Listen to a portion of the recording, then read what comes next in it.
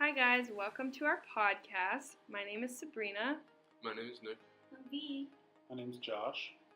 We read this article a few years ago and we're still fascinated to this day.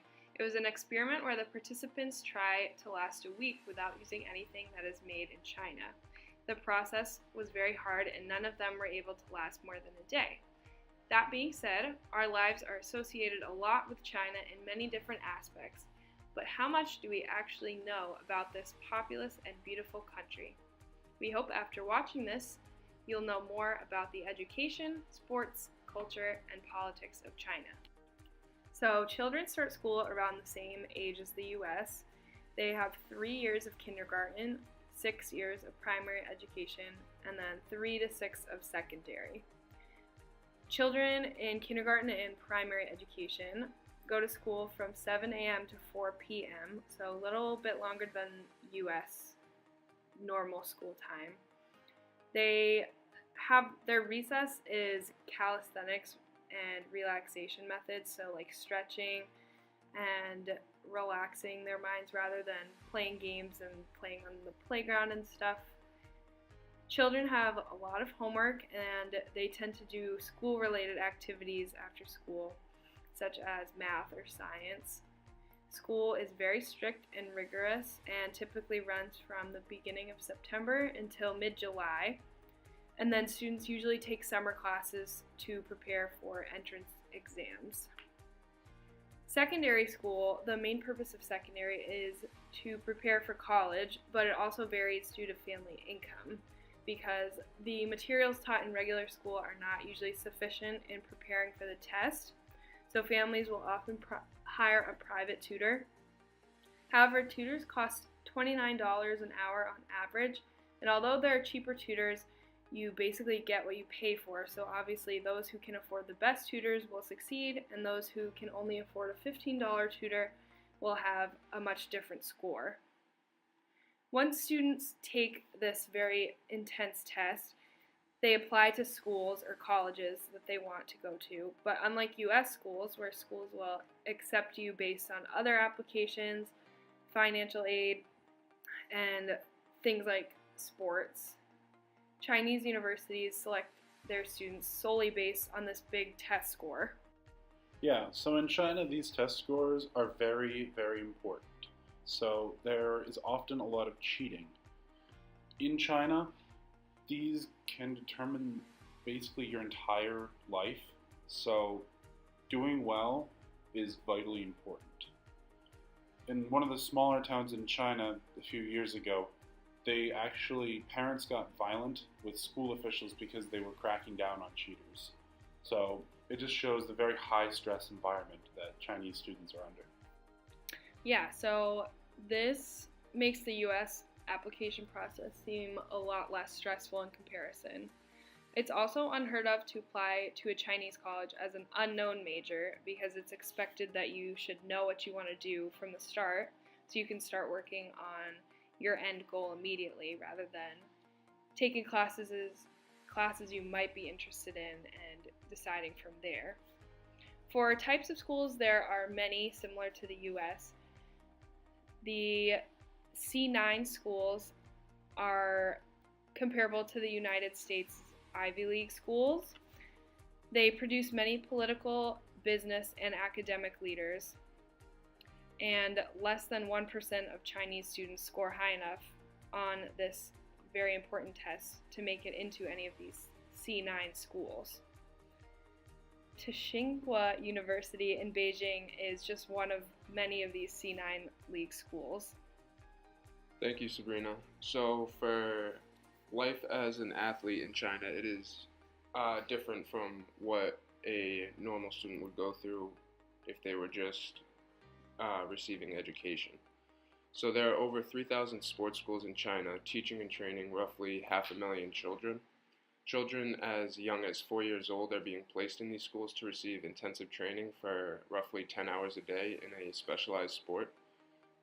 China has been known for their intensive training rituals over the years and has lately been under high question because their training techniques have been seen by the rest of the world as either military-like or too too intensive for children at these young of ages to be a part of.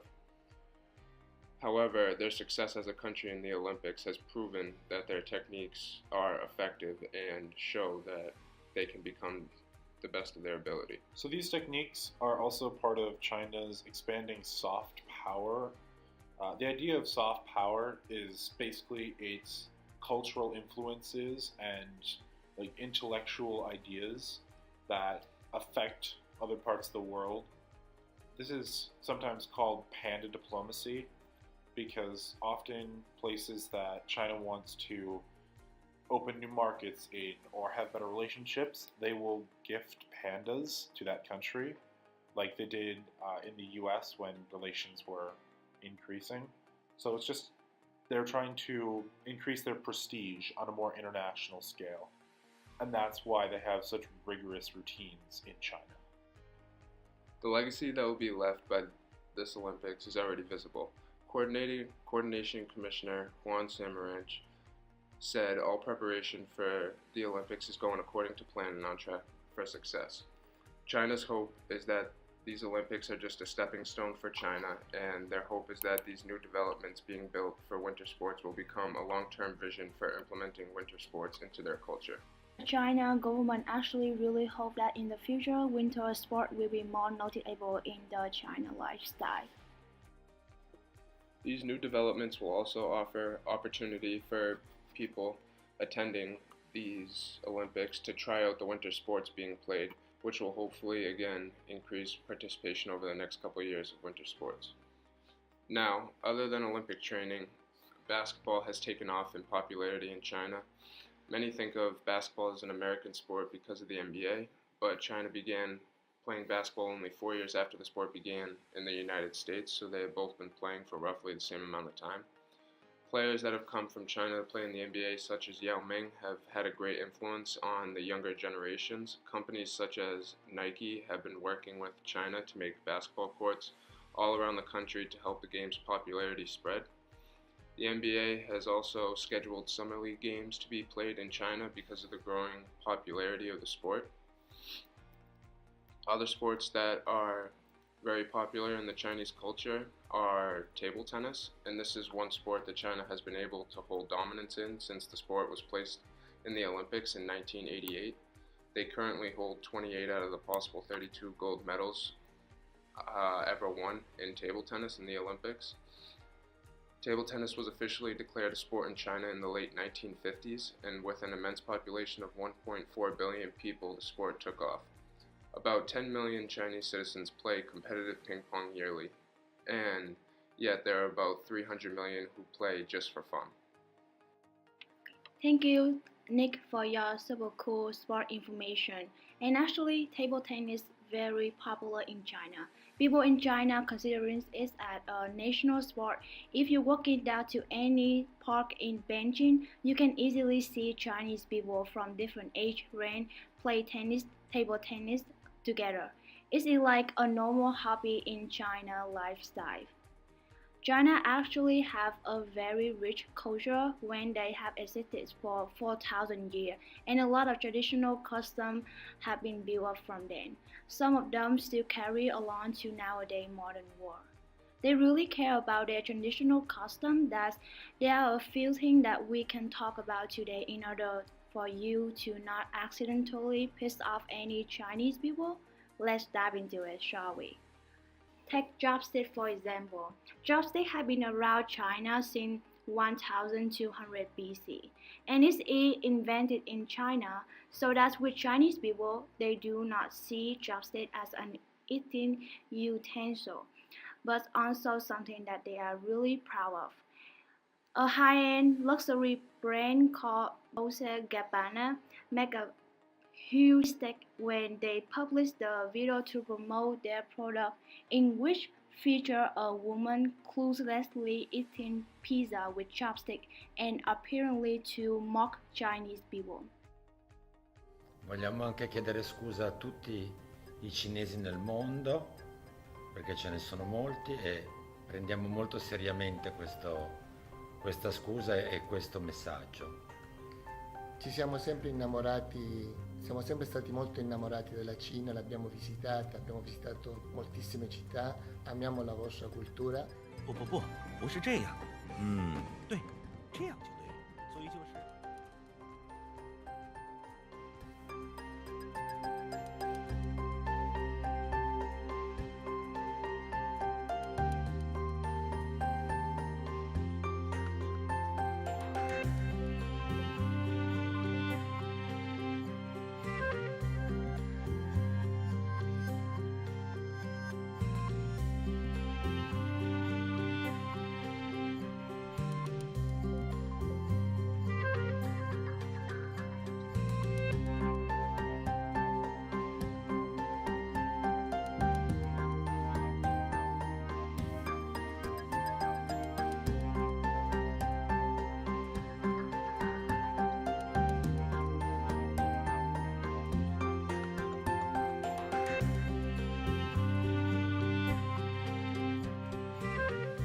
Dal profondo del nostro cuore vi chiediamo scusa.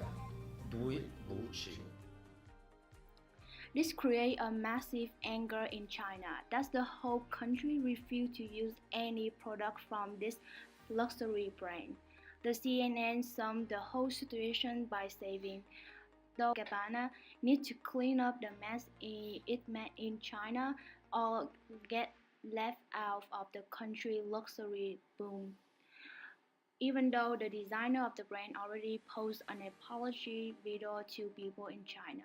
But is it not enough for this populous country when now if you try to search for this luxury brand in Alibaba, the biggest shopping web in China, all you receive a poof emoji.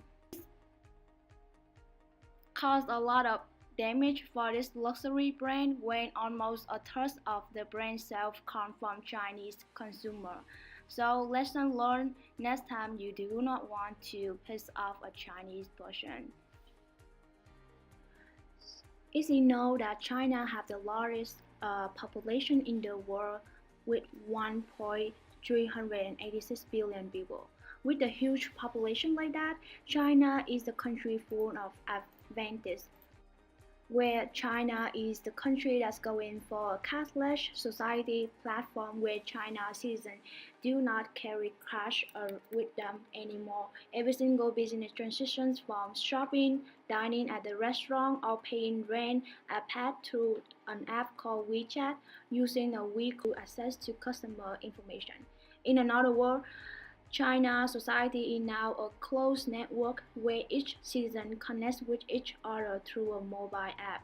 If a foreigner who does not know WeChat or Alibaba Pay, it will be hard for them to survive in this big city like Beijing. Thank you, V. So China is taking most of this advanced technology and they're distributing it out to economic partners along the One Belt, One Road. This is China's new economic initiative to become both an economic and political powerhouse on the international stage. So the One Belt is a series of overland trading routes and economic corridors that help connect China to the West, more specifically Europe. These include pathways through Russia, Kazakhstan, Mongolia, Pakistan, Turkey.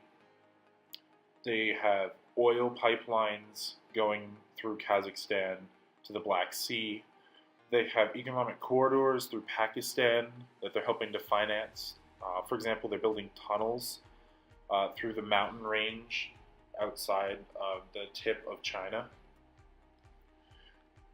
The road is, interestingly enough, a sea route that is connecting many Chinese ports with Africa and then through the Suez Canal, Europe.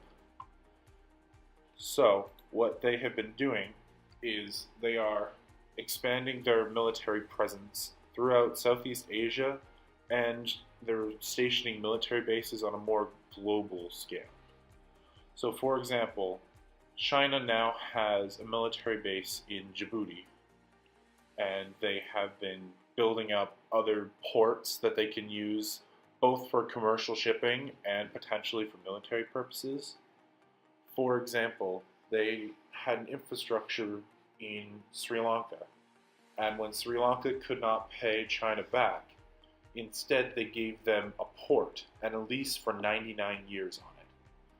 So this is the so-called string of pearls theory, that each one of these pearls is a military base or a seaport, so that they can expand their influence throughout the Indian Ocean and throughout the Pacific. Their main goal is the infrastructure loans, loaning a country mass amounts of money, and then extracting something from that country, essentially. So whether that's military bases, trading concessions. In Africa, they have been taking a lot of the mineral rights and oil rights. It's something like 70% of the countries in Africa have either their oil or mineral rights ceded to China. And a new news story that just came out on December 9th really has shown China is worried about other people catching on to this plan. So China has now accused the US of fear-mongering in regards to Huawei. The US has requested an extradition of a chief financial officer for Huawei, who has been arrested in Canada and is awaiting sentencing for violating US-Iranian sanctions. So China is really worried about how others perceive it and just trying to keep this global network together.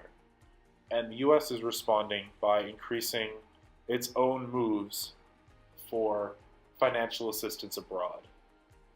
So they are creating a trilateral movement to fund more projects in rural Africa and just try to combat China's rising power with their own expansion and assistance programs for Africa that encourage democracy.